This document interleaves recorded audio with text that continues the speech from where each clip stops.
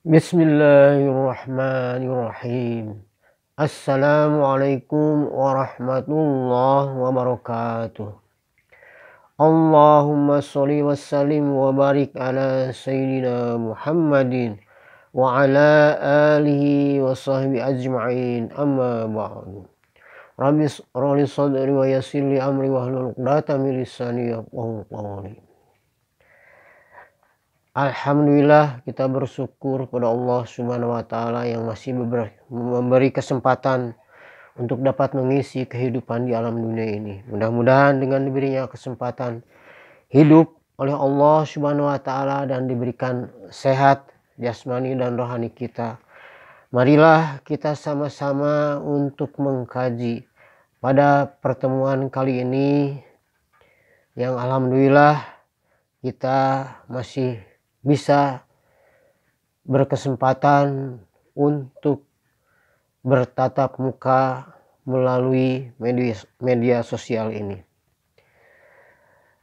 Bagaimana caranya agar kita bisa menjaga iman agar tetap istiqomah?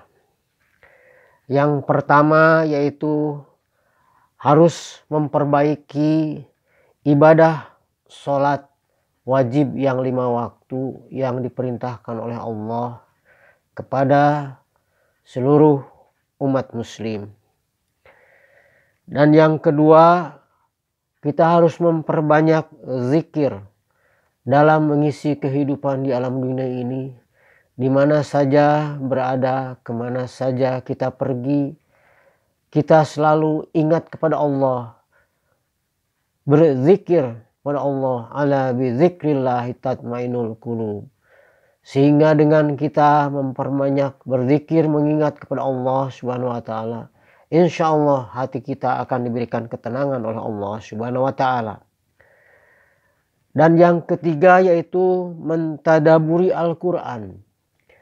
Al-Quran merupakan petunjuk pedoman hidup yang harus kita jadikan pegangan dalam mengisi kehidupan di alam dunia ini. Karena dengan Al-Quran kita bisa mendapatkan ilmu untuk menjadi insan yang beriman dan bertakwa, sebenar-benarnya takwa kepada Allah Subhanahu wa Ta'ala. Dari Al-Quranlah kita dapat membedakan antara hak dengan yang batil. Dari Al-Quranlah kita harus bisa memaknai, mempelajari, menghayati isi kandungannya, apa yang terkandung di dalam kitab suci Al-Quran. Sebagaimana firman-Nya di dalam Al-Quran surat Al-Baqarah, Dzalikal kitabul la raiba fihi hudalil muttaqin, bahwa Al-Quran itu merupakan petunjuk bagi orang yang bertakwa. Sehingga dari Al-Quran itu kita bisa menjadikan petunjuk bagi kehidupan kita.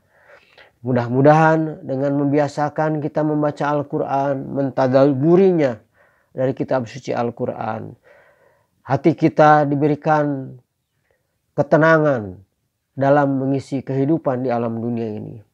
Dan yang keempat yaitu berkumpul dengan orang-orang yang soleh. Karena dengan berkumpul dengan orang-orang yang soleh, insya Allah kita tidak sampai terbawa arus pergaulan bebas, tidak sampai kita terbawa arus ke jalan kemaksiatan, tetapi kita dapat saling bertukar pikiran ke jalan yang benar, ke jalan yang lurus, ke jalan yang mendapatkan ridho dari Allah Subhanahu wa Ta'ala dalam mengisi kehidupan di alam dunia ini. Jangan sampai kita berkumpul untuk hal-hal yang tidak berguna, tidak bermanfaat. Tetapi kalau kita sering berkumpul, bertemu dengan orang-orang yang soleh, insya Allah akan dapat saling mengisi dalam kekurangan kita masing-masing dan dapat saling memperbaiki kekurangan masing-masing untuk menuju kepada ridho Allah Subhanahu wa Ta'ala. Dan yang kelima yaitu kita harus sering membaca buku-buku tentang ajaran agama Islam, yang mana kita harus sering membuka kitab-kitab yang terkandung di dalam kitab-kitab itu. Ada fikih, di mana di dalam fikih itu kita dapat mengetahui tata cara beribadah yang benar sesuai dengan contoh-contoh yang dicontohkan oleh baginda Rasulullah SAW. Kitab fikihlah yang menjadikan pedoman sehingga kita bisa mengetahui bagaimana tata cara untuk beribadah yang benar. Bagaimana tata cara kita berinteraksi dalam melaksanakan perintah ibadah yang benar yang dicontohkan oleh baginda Rasulullah SAW. Maka bukalah kitab-kitab yang menjadikan rujukan pedoman untuk melaksanakan ibadah dengan benar. Dan yang keenam, melakukan evaluasi diri, yaitu selalu kita bermuhasabah, mengevaluasi perjalanan hidup kita selama hidup di alam dunia ini sampai detik saat sekarang ini.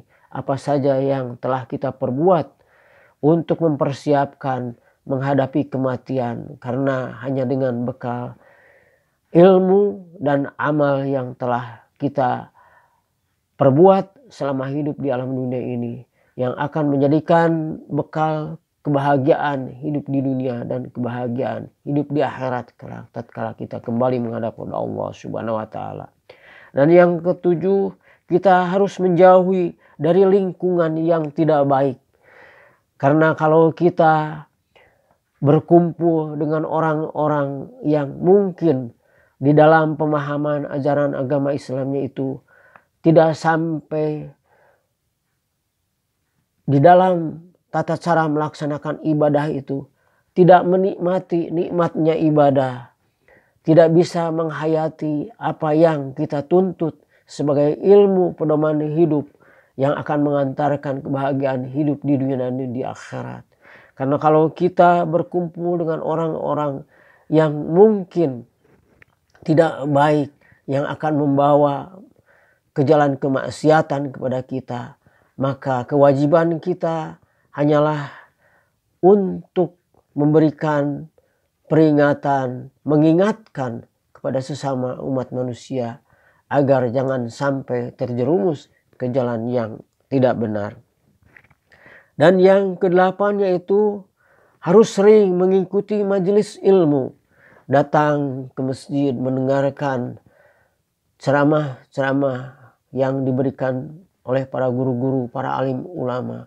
Dengan sering kita duduk di majelis ilmu, datang ke masjid, mengikuti sholat berjamaah, mengikuti tabligh yang disampaikan oleh para alim ulama, para guru-guru kita untuk menambah wawasan keilmuan kita sehingga menambah cakrawala kehidupan kita menjadi lebih baik lagi dengan bertambahnya ilmu.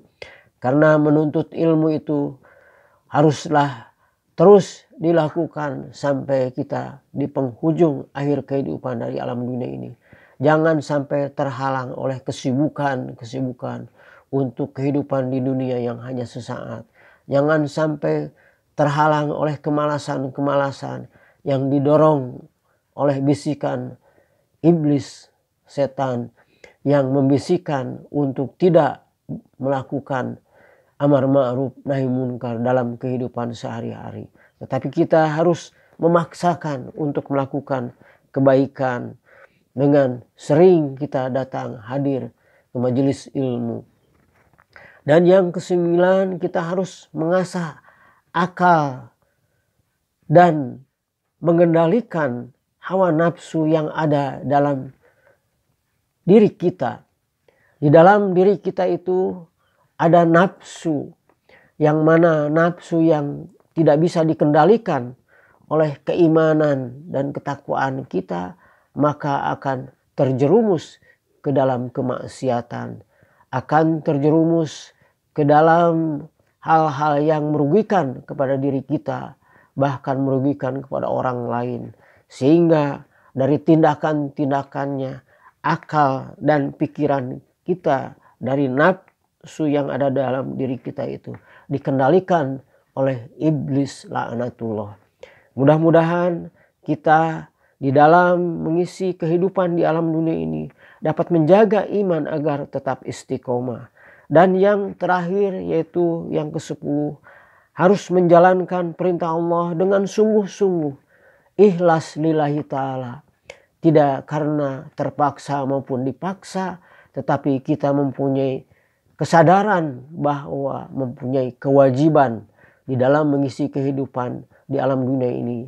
Bahwa kita itu diperintahkan hanya satu, yaitu beribadah, mengabdi kepada Allah Subhanahu wa ta'ala, mencintai kepada Allah Subhanahu wa ta'ala, mencintai kepada Rasulullah sallallahu alaihi wasallam, baginda Nabi Muhammad sallallahu alaihi wasallam, sebagai salah satu pemimpin yang menjadikan panutan bagi umat muslim di seluruh dunia ini, yang harus dijadikan pedoman di dalam perilaku kesehariannya. Karena baginda Rasulullah sallallahu alaihi wasallam mempunyai akhlakul karimah, akhlak yang baik. Mudah-mudahan kalau kita selalu mencontoh perilaku baginda Rasulullah sallallahu alaihi wasallam dalam kehidupan sehari-hari, mempunyai akhlakul karimah, akhlak yang baik, maka kita dapat berinteraksi dengan sesama umat manusia, bersilaturahim dengan sesama umat manusia dengan akhlak yang baik, akhlak yang mulia. Tidak saling menyakiti di antara satu dengan yang lainnya, tetapi dapat saling nasihat menasehati ke jalan yang benar, ke jalan yang lurus, ke jalan yang mendapatkan ridho dari Allah Subhanahu wa ta'ala dalam melaksanakan aktivitas kegiatan sehari-hari dalam rangka beribadah kepada Allah Subhanahu wa ta'ala. Itu saja mungkin yang dapat saya sampaikan, kurang lebihnya mohon dimaafkan. Subhanakallahumma wa bihamdika asyhadu an la ilaha illa anta astaghfiruka wa atubu ilaik. Wabillahi taufiq wal hidayah. Wassalamualaikum warahmatullahi wabarakatuh.